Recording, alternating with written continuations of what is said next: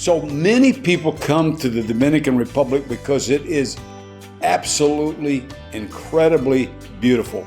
There are 1,000 miles of beautiful shorelines, beaches all the way around the country, multi-million-dollar resorts, and from a vacation standpoint, it looks like heaven. Here in our area of Cap Cana, Punta Cana, as people come into the airport and they go into, right when they arrive, they can see all the development, they can see beautiful homes and everything. I'm not from any particular state. I was born in Tokyo, Japan while my dad was in the Air Force, and then we moved to Tennessee. I lived there for about 6 years. Then at the age of 8, we moved here. Through my lifetime, I've lived in probably a dozen states for as short as a period of a month to as long as 3 or 4 years. So I don't claim any particular state as the state I'm from, but I definitely identify as American. I got married about 15 years ago. My wife and I were honeymooning here in Punta Cana, and we needed some things that we had forgotten in the States. We decided that we were going to go into town because the hotel was so expensive to buy the suntan lotion and everything that we needed. So we went into town.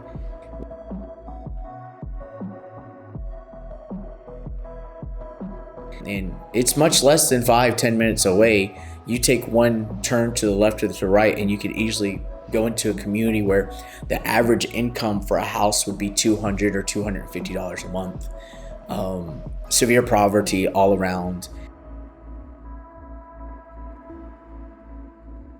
Dominicans are really good about putting on a happy face and everything, but once you go back into the community where they live and you see how they live, it's heart-wrenching. And as we went through and I saw the multitudes of people just walking to get to transportation, to get to work, and I saw the severe poverty in that area, my heart just, and I said, we need to send someone to reach these people. I never thought it was going to be me, and I'm happy it was, but that's how really we ended up here.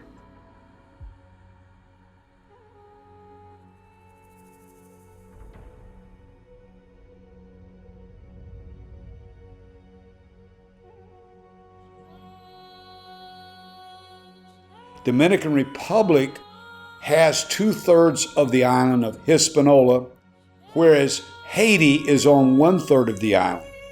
And so the Haitians live on part of the island, and the conditions there are extreme poverty.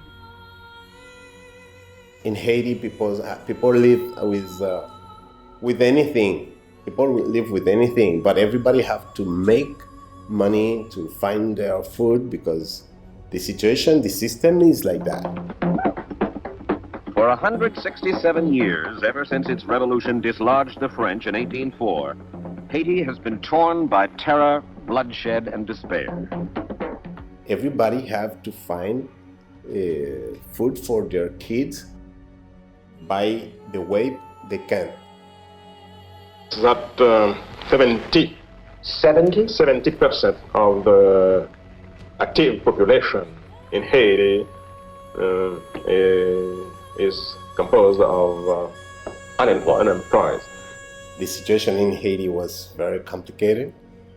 When I escaped from home to go out, I didn't say anything to my family.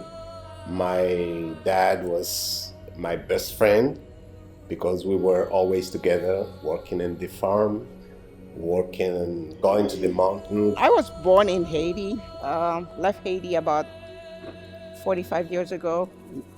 Over the years, I have been following what's going on here with the Haitian people.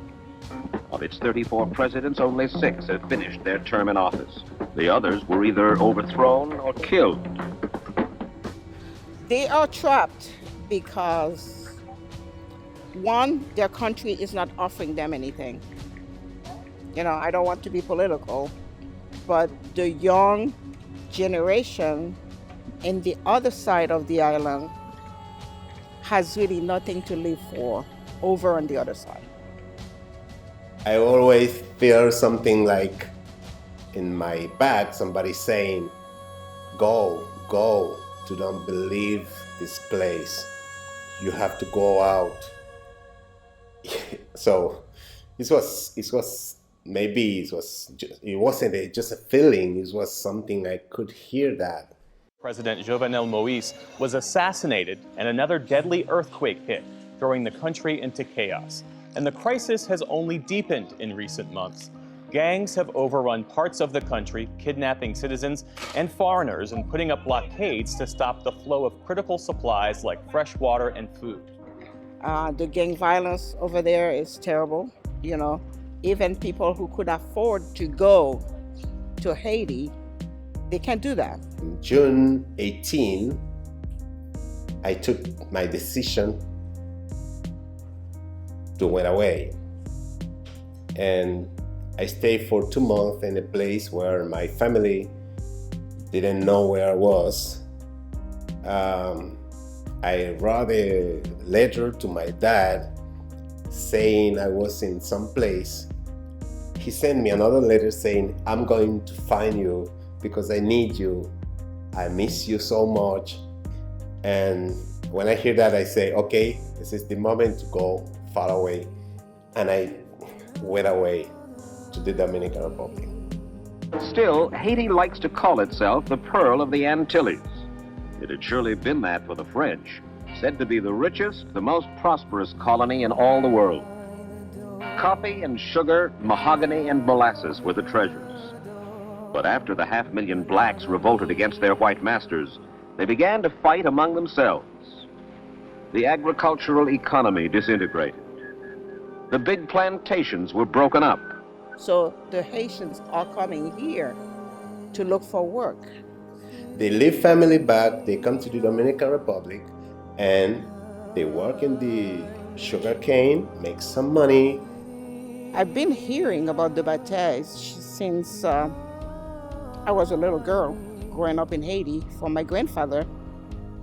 After that, I decided to move to the sugar cane plantation, to the Batey, and in this place, I worked as one of them, sugarcane cutter. Yeah. So that was a very hard and difficult experience, but it is what it is. Anything you can do to survive, to make money, to eat is good. Usually in the Batey, who live in Batey is almost 80-90% Haitian. Yeah. The labor is very cheap. It's also, they still use oxen to pull the loads. There are some tractors and stuff that they've used just out of the sheer need to do things faster, but not necessarily to make life easier on anyone. And that's the cost needs to be as low as it can, because when it gets to the States, you need to be able to buy sugar at a very low cost. And all the work and labor that goes into cutting it, then manufacturing it, preparing it here to ship. After that, it's what makes sugar inexpensive. You know, when I was a young man, in the late 1950s in America, I lived for a time with my grandparents in rural Mississippi. My grandparents were farmers, cotton farmers. And so I worked in the cotton fields with them, and I lived in a 4-room house with them that had an outhouse. We did not have running water in the house. And those were rough living conditions. But the life that I lived with them was really very enjoyable. Although we worked hard, it wasn't like slavery. Well, when I came to the Dominican Republic and I saw the people in these Bateys who had absolutely nothing. Probably around 200 people living here. The majority, they are young, between 10 to 30. That's the majority of the people.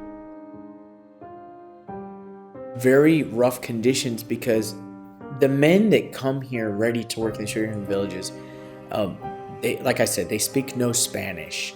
So they come here and they have nothing else that they can do but cut sugarcane. And getting out of the community is really hard. And then the kids are raised in an environment where education is definitely not a priority. You could say it's probably strategically done that way, so that they could stay there and continue to work in the sugarcane village, continue cutting sugarcane. So they live from the sugarcane field, but they also do cows, like they work with cows and horses, and planting, how you call that, harvest? Harvest. Yes.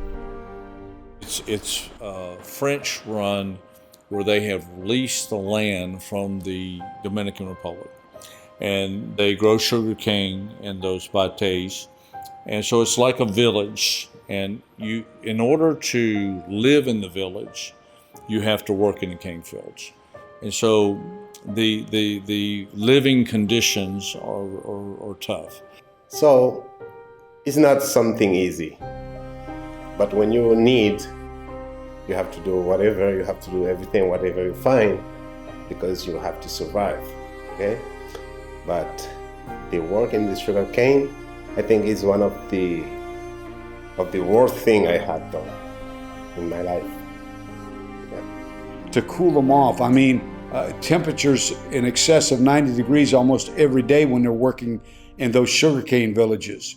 And so when they would go back in the evening, there would be not a fan because there's no electricity, certainly no air conditioning, and they had no running water. They had outhouses that they had to go to, and the mosquitoes are terrible. And I looked at this and it reminded me so much of my youth, but yet it was at least 10 or 20 times worse. Kyle, this is the kitchen area. This is what she cooks with. This literally is her kitchen. The houses over there, they're just a one-room, basically, house. It's not, I wouldn't call it a house. It's just a one-room building with a roof on it. So in my experience, what I saw there last time, it was like in a place where they should have maybe 4 people in one room. And it's like a block of building, like they have many rooms on it, and you can be with some coworkers. What they do is on the inside they put in like curtains. They don't put walls or anything. They just put in like a string across, and they drape a sheep over or something to divide the room up. And then most of those have an outside. They make a little kitchen outside where they wash their dishes and they cook outside, many times just like over a fire. You know, we visited many homes where it was literally dirt. I remember this one guy, he was sitting out in his front yard with some piece of wood, and he was cooking outside in his front yard. Wood is very valuable there because that's the only way they're able to cook anything. Throughout the village, they have what we know as outhouses, and so most of them don't have their own bathroom. It's a shared bathroom. And so it's a tough life. You have a little mattress or mat, whatever, to sleep. Everything is dirt poor. And it's cutting sugarcane with a machete all day. And so it's a tough job, and it's very hot in that climate. So. And every day you go to the sugar fair and cut sugar cane and make some money just to survive. Yep. Yes, as young as 13. Usually, I mean, most, if we were to do percentage-wise, I would say probably 90% of the girls get pregnant between the ages of 13 and 16. It makes it hard on the whole family. It pushes the guy, the father, to start working at young ages. That's information that probably no one would ever admit to, but there are young men that are working in the sugarcane. In the village, there's like one or two faucets, so that's how they get all their water. You'll see them they'll be coming with their buckets. And once a day, they go down to wherever the faucet is, and they fill up all their buckets. And then I went into a Batey, and I saw all of these people working, and there was a company store. And in that company store, they sold alcohol. So a worker could work all week long and earn just enough money to buy food and go buy enough alcohol and get drunk, and the owner of that store, which would be the sugarcane plantation, could end up getting what little money they had paid that worker back. They could get all of his money back. And so they had this man there, living there for virtually nothing. So this time when I was in the sugarcane plantation, it was like, I could did maybe 60 pesos per day in this job. So in this time it was something important, but now that's mean nothing. Now it's just $1. The experienced worker in this time could make maybe 100 to 150 pesos a day. What mean now like $3, but in this time it was something more in dollar because the rate was completely different. I'm talking about when the dollar was about 12 or 14 pesos per one. So that was the good money some good worker could do. Throughout our time here in the Dominican Republic, all the way back to about 1995, I want to say we've been involved with sugarcane villages. In 1995, we had connections with a couple of churches in the sugarcane villages. It's one of the very few things that the Sugar Corporation actually allows in the sugarcane villages. They allow them to use a small space for churches and stuff. So we had some contact with nationals that were trying to reach their people, trying to reach their communities, men that had never had any formal training. And we took them in, and they were trained in our Bible Institute there in the capital. And in 1995, there was a big hurricane, Hurricane George. It also affected the U.S. quite a bit, and it wiped out most of our churches and a lot of the homes in the sugarcane villages, because back then they lived in these little shanties, just pieces of plywood that they could find, pieces of tinfoil, and they would just put a little house together the best they could, just protection from the elements. And when the hurricane came, it destroyed everything. It just came through. It ripped the island apart. And when we went down, we couldn't go down in the beginning, but when we finally got down there, the whole buildings were gone.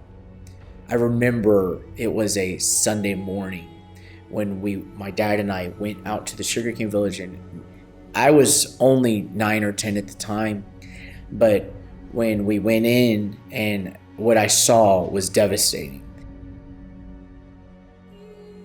I mean, every single block was gone. The roofs, everything was gone. Just whole churches gone. And some of our stronger churches, maybe 2/3 of the building, and some of them were gone, or 1/3 of the building was gone. But when that hurricane hit, we lost communication with everybody. I mean, you couldn't even communicate here in Santo Domingo. That's how bad it was. And you couldn't go anywhere. You literally couldn't go anywhere. That's how bad it was. No water, no electricity, just the island was in total destruction. Well, after about 8 days in the capital, where I am, I had a knock at my door. And it was the guys from La Romana. And they had literally walked and caught little rides in between where the roads were not torn up or there weren't trees over the roads. They had walked from La Romana all the way to Santo Domingo to tell me that they had survived, because we couldn't even call them. It used to be a 4-hour drive to La Romana from the capital. Yeah. They walked here. Yeah. and to tell me that they had survived, but to also tell me that they had put down like poles and made makeshift patched roofs to have church outside on their concrete pad because they didn't have a building. Not only was it devastating, but there was something else that just really impacted me that I'll never forget, and that's that we pulled up to one of the churches and there was nothing left but the floor, the markings of the floor of the church, and the people were actually meeting in the open air where the church was and having service after such a horrific hurricane. And that they wanted me to know that they were still being faithful to the Lord and still doing the work of the Lord. And from that day on, it made the people, it sort of gelled in my mind. I mean, we already loved the people, but it gelled in my mind that it's about them. It's not about us, it's about them. Pastor Ronnie Autry has founded 60 churches here in 30 years, and he's raised up local, national pastors to pastor those churches. And out of those 60 churches, something like 13 or 14 of them are in the Bateys. So that was the day that sort of changed me and my whole view and mindset about working with the nationals and doing what I can for the nationals and sacrificing for them, helping them. In the Dominican Republic, American people and people from other countries as well, but primarily American people. Dr. Dan Hale came down here to volunteer his time as a medical doctor, giving free medical care to the people in the Bateys. SCORE International, Scott Cannon, and Frank Ogle take teams every week from the United States into the Bateys. So when I saw all of this abject poverty, all of the medical needs, all of the physical needs, and especially the spiritual needs,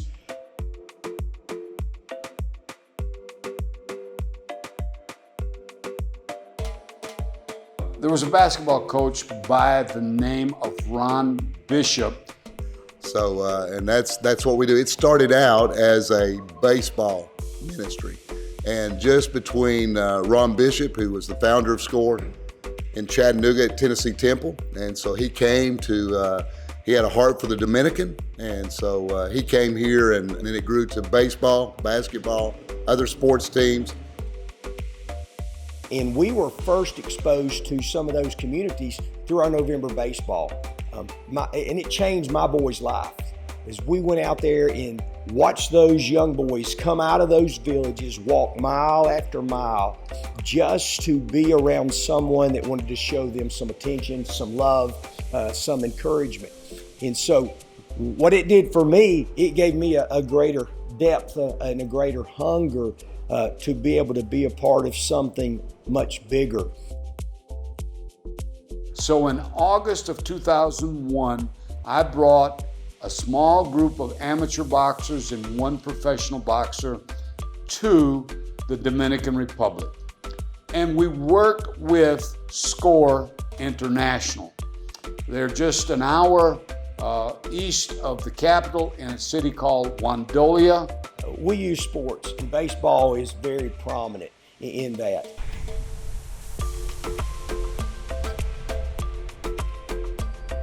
So for the young people, the teenagers, and the kids, they dream to become baseball players. So because it's a ticket out of poverty. Yeah. We use that to be able to use it as a tool to get those kids to be able to come out of those villages to a local baseball field.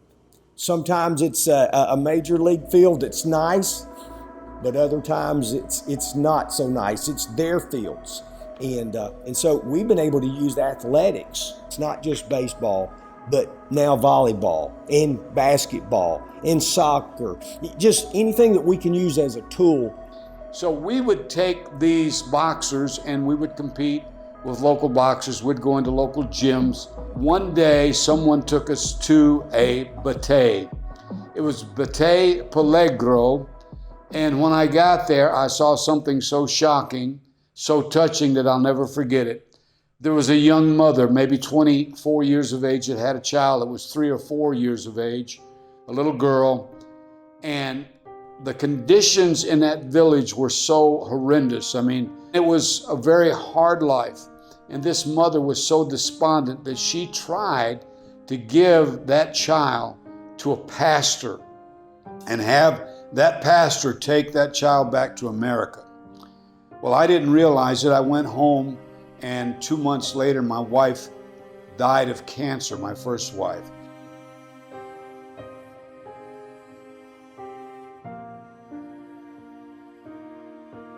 As a result of all of that, I came down here with my good friend, Dr. Dan Hale. Well, about 6 or 7 years ago, a pastor from Alabama, he was coming to the Dominican Republic regularly to do medical clinics. He needed a doctor. So he called me and said, would you be willing to come down for a week and we'll pay your airfare and put you up in a hotel and give you food? I said, sounds like a good deal. I'd already retired, so I came down for that 1 week and went back home. 3 or 4 months later, he called me again. So I came 3 or 4 times, doing it regularly.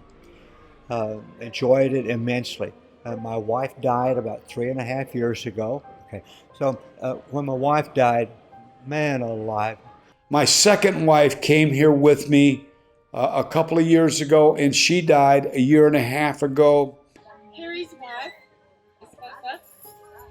Dice ella, yo soy la Anita, la esposa de Kerry. Because losing your wife is horrible, horrible, horrible.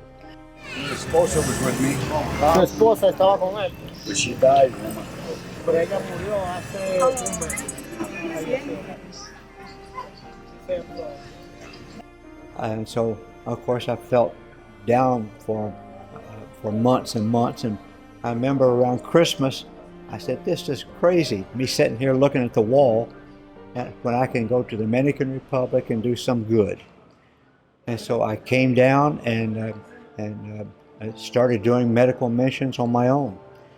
And it's gradually grown to where we're doing 2 a month. A lot of times I'll have 5 or 6 doctors, Dominican doctors, that actually come with me. And we have nurses and we have other people from the church in Santo Domingo will come.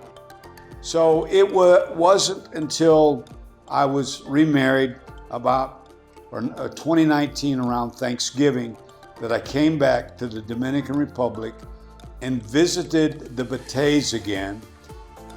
We don't go to communities that are well-to-do. That doesn't serve any purpose at all. So we go to the poor communities. One, like for example, with Matamamon. I've been there many, many, many times. Matamamon is the poorest of the poor. A lot of dirt floors. So I came down here and visited a couple of villages with him, and then we revisited a couple of villages with the people at SCORE International. That's one of the parts of SCORE is what we do. We house teams here in our facility, and they come. You know, the major leagues, they all have fields here. Is that if we can ever get a local star, someone from here that's made it to the big leagues to even just make a showing one day, we can go from 50 or 100 children to 400, 500, 600, just like that, because they want to see the hope that they see in someone that really made it big. And so we're able to take a simple baseball and say, you know, this is your greatest hope that you can have to be able to provide for your family. But we share with them the greater hope.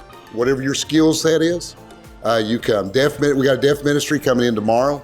Firefighters to come train here. Construction, medical. We got a medical team here this week. Sports teams.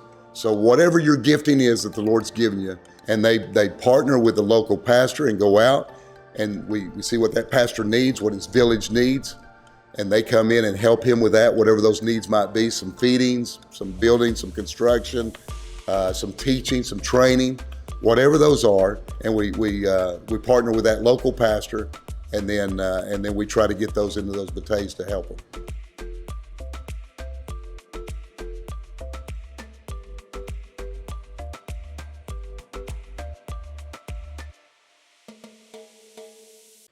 Well, in the Bateys, it's kind of sad. We're very limited to what we can do. I feel almost as if the corporation that works within the sugarcane villages, it's almost as if they hinder us from doing major things in there to better the lives of the workers. Well, yeah, they do. They have the ability to go out because they're not trapped. Actually, I know Haitians over the years, after they worked a few years in the Bateys, they have left and they try to make, have a life somewhere else. But I think probably economically, they are trapped because most of them don't have a trade. Some of them, that's all they have done all their life.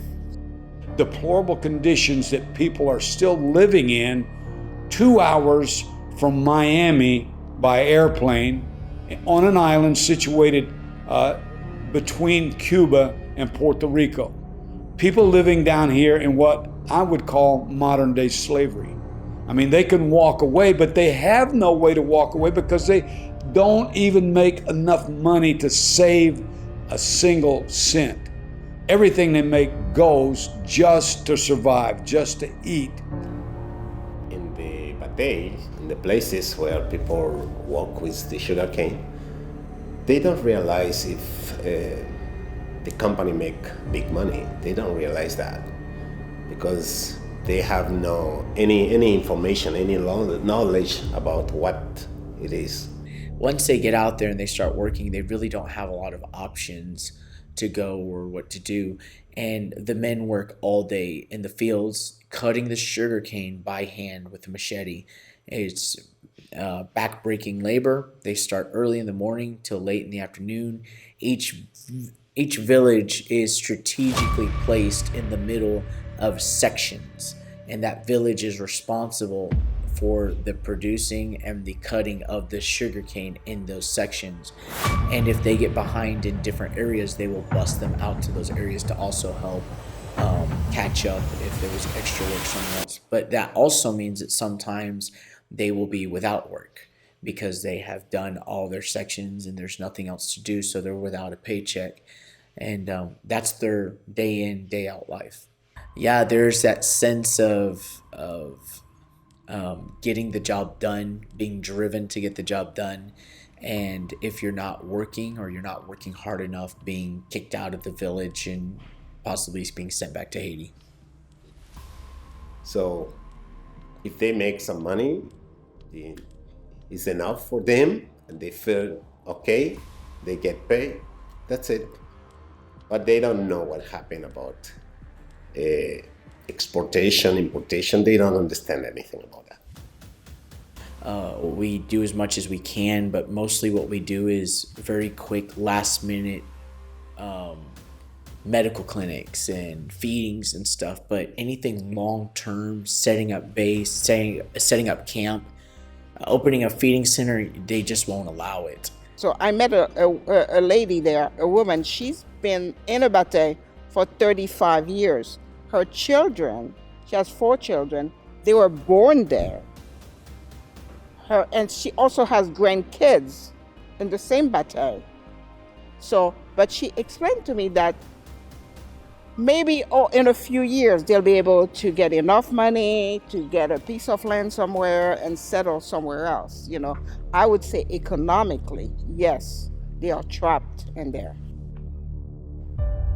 After this time in the Batey, I couldn't save any money because this wasn't enough to buy food, to buy clothes, to do everything because I was alone. I didn't have my parent with me, so they have no money, and they, like I said, they work for $8. They have to buy food, water. There is no clean water. So if there are lots of them, the water that you can get from the water system, it looks clean, but it's full of bacteria. But they can't afford a jug of water. A jug of water, I think it's like $2.50 or $3 or something like that. And that would do them for probably for 2 or 3 weeks. They can't afford that. So they drink the water from the water system, and of course that makes them sick.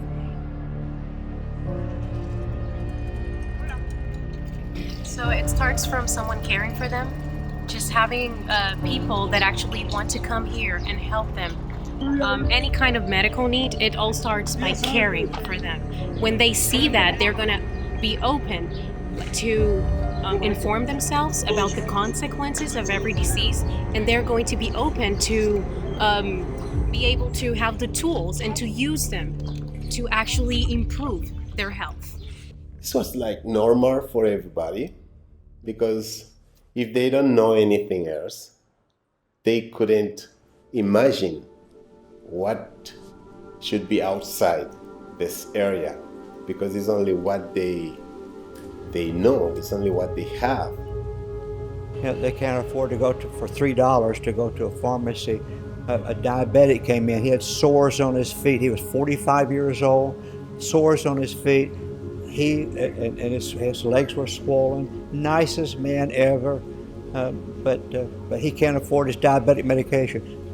And I told him, I said, Mike, you're going to lose a foot if you don't. To them, what am I going to do if I don't have the money to buy the medicine?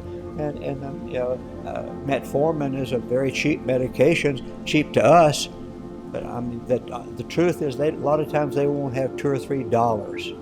And I say, I have to change. I have to learn something different. And through reading books, and that time it wasn't available any news by cell phone, any digital things. It was all what you could find is through the books. But I read something like, is Dale Carnegie, How Do You Make Friends and Influence People? Witnessing.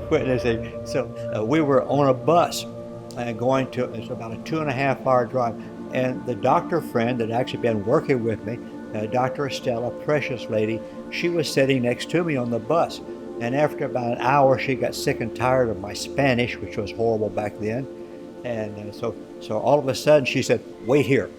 And so she stood up, goes back 3 rows back, and she brings this beautiful lady and says, sit here. And little by little, we got to know each other, found out that she's a soul winner. Okay, so this is my wife, Maria del Carmen. You can tell she's far too pretty for me, but she doesn't see very good, I guess. So we've been married for 2 years, 2 años. I don't know what more to say. She's just been fantastic for me. What we do, my wife and I go to a pharmacy. It's a discount pharmacy, and we buy medicines. We buy many different kinds, antibiotics, blood pressure, diabetes, on and on. We share that for free when we go out to the medical clinics, and also to support the economy of the Dominican Republic. I'm not a Dominican, I'm an American. Dominican Republic has been so good to me, allowing me to do what I do. I want this country to do well too. ¿Hiciste bien? A Haitian national that had started churches in the Bateys from BIMI. And that's how all that got initiated. And then he passed away.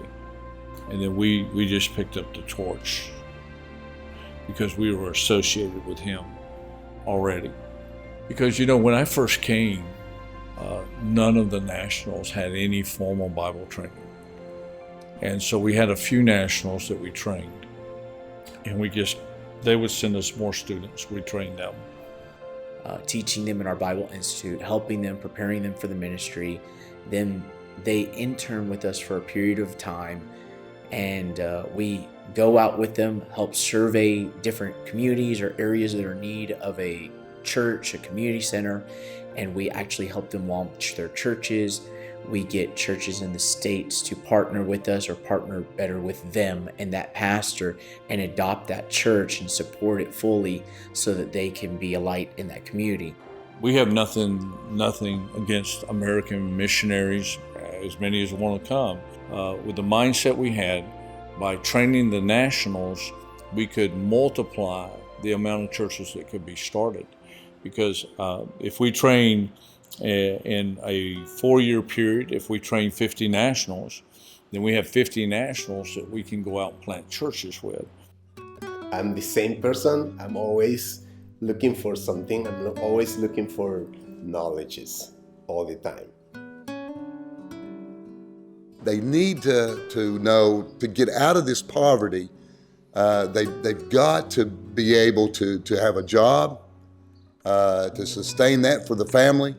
And so not only have we been doing this as far as ESL to help, we've also trying to help them in work skills, whether it's making jewelry, whether it's sewing, work with electricians, contractors. They come in and they teach those students at a young age how to be able to do that. So that's going to be very helpful. Okay, so when you get a lady out of prostitution and you bring her to a safe place, an undisclosed place that we don't know where it's at, you use this facility here to provide income for them. Y entrenamiento a lo laboral, cómo aprender a hacer coffee, café, brownie, esas cosas. So very much so, yes, and it helps it train the ladies on how to make coffee and brownies and all the different things that they sell. It gives them an income and gives them a fresh start, I suppose. And so yes, very much so. Even today we have different areas of helping to clean and making jewelry as well. All right, so once you teach them a trade, what's the turnaround point? How long do they stay with you? When are they independent and go back on? Nosotros decimos que el programa dura trabajando en la vida de una mujer 3 años. So we say that the program works in the life of a woman for 3 years. Pero en realidad eso muchas de ellas conllevan mucho más tiempo. So there's even some of those that really do take a lot more time. Otras a veces menos, a veces salen, pueden tener su propio negocio, buscar un empleo fuera. Some maybe even less. Some have gone out, they found a business, even started their own. So they don't have education. So if they don't have a birth certificate or they don't have money, they can't go to the public schools. So as they stay in poverty, it's because they have no education. So we're even placing schools that are private schools that will teach those in that poverty areas. One of those is Emmanuel House in Quisqueya. If you want to be a professional, you just have to be studying some of the career, and like that you can get it. Yeah, we are doing things a little bit differently at our main campus church. We started it about 9 years ago. We bought a pretty large piece of property. We've built a building that will house, the auditorium seats about 350. We have a multi-use auditorium that will seat another 150. We have a basketball court. We're right now putting in a soccer field, and the idea is to make our church a community center. We offer 100% free sports classes. We're teaching basketball, volleyball. It's all organized sports. We give them uniforms and everything. When they come, the first 15 minutes before warm-up is us doing devotions with them, praying with them. And we actually have the orchestra for Higüey, the Dominican Republic. They're meeting at our campus. They're teaching the viola, different instruments there.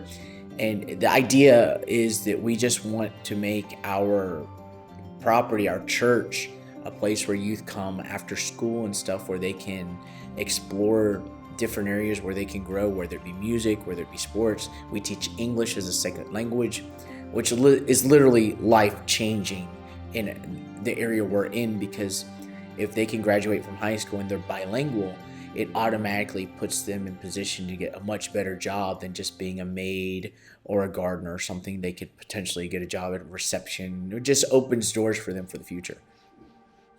Absolutely, you can follow your dreams, even wherever you are.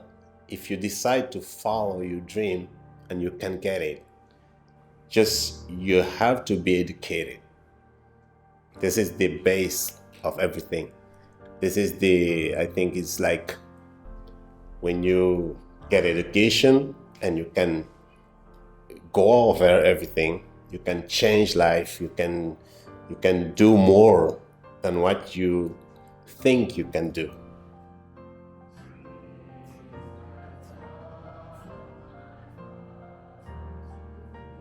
Whenever you saw Jesus come and touch the spirit of a person, he also touched their physical needs.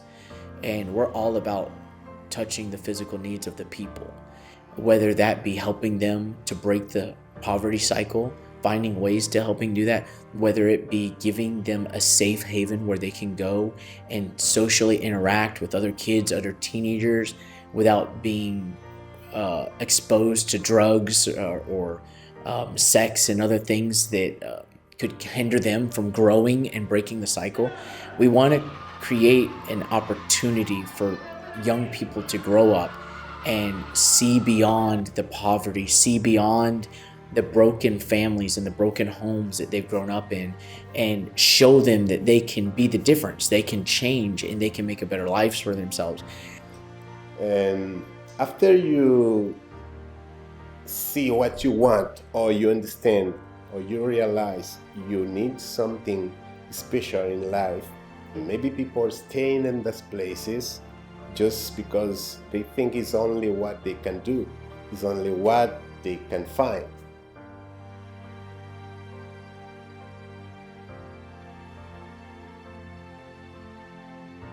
And as a testimony to that, we have several young people that have grown up in our church that came to our church when they were 12 or 13, got saved on the basketball court or on the baseball field, didn't have children out of wedlock, got married, finished college, and now have great jobs.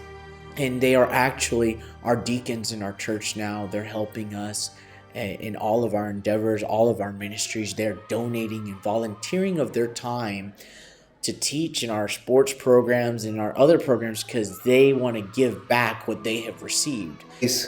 I was born here, I grew up here, I have to stay here. No, it doesn't work like that. You have to say, okay, I have to go. I can't do it. And you never accept somebody say you cannot, or it's not for you. No, just do it.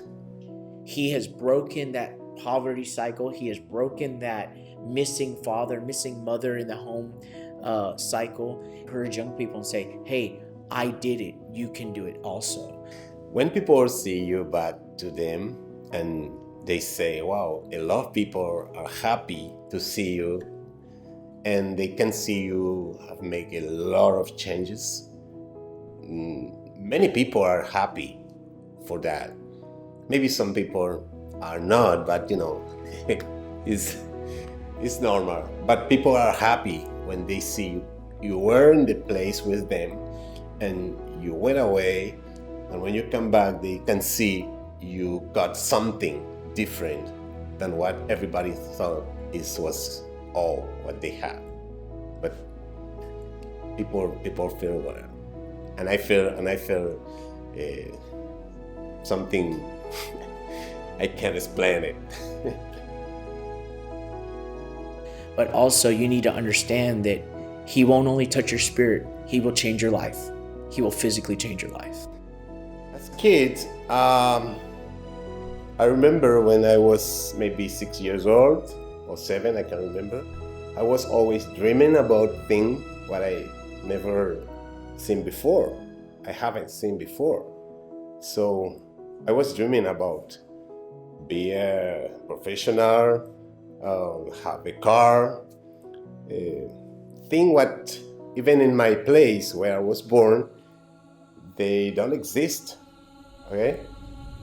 No electricity, no water, no television, no cars, but I was dreaming with that thing. I was dreaming with places. And this young man, when he was 6 or 7 or 8 years of age, learned to read and write, and he started reading books. And when he read those books, he began to dream. And he began to dream of someday being away from the Batey, being away from this hard life and this hard labor. Since I was a child, I always liked to read, because when you read, you can dream. Because read can transport you to other world, can transport you to other life. Okay? So if you don't read, you can't dream. Over there, you may have the pastor to be able to live inside the batey, he has to work in the sugarcane field. So some of our guys that go into the batey for us, they actually live outside the batey, but they go into different bateys and help do the ministries inside there. So it's better for us to have someone that's freer. A lot of times that's what we work on, is getting ways to fund and facilitate.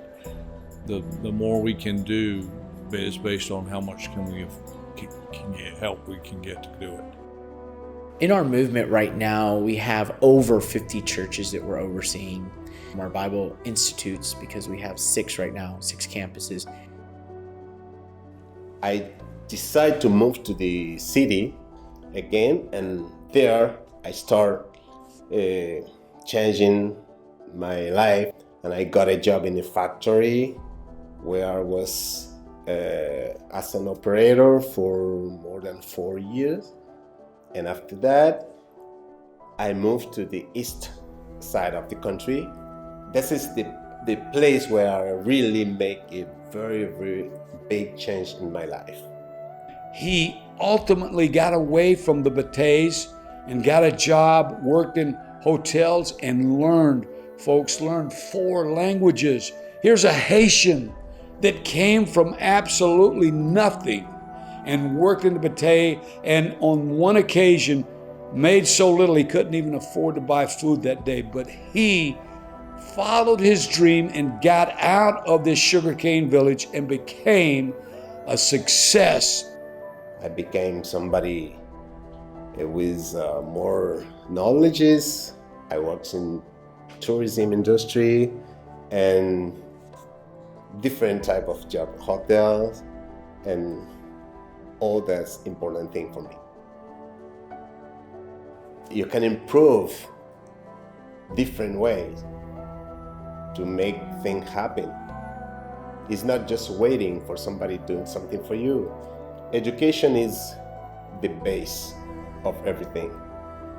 You have to decide what you want to be. Bienvenidos a esta aula de nuestros estudiantes con discapacidad auditiva. So we want to welcome you to the classroom of our deaf students.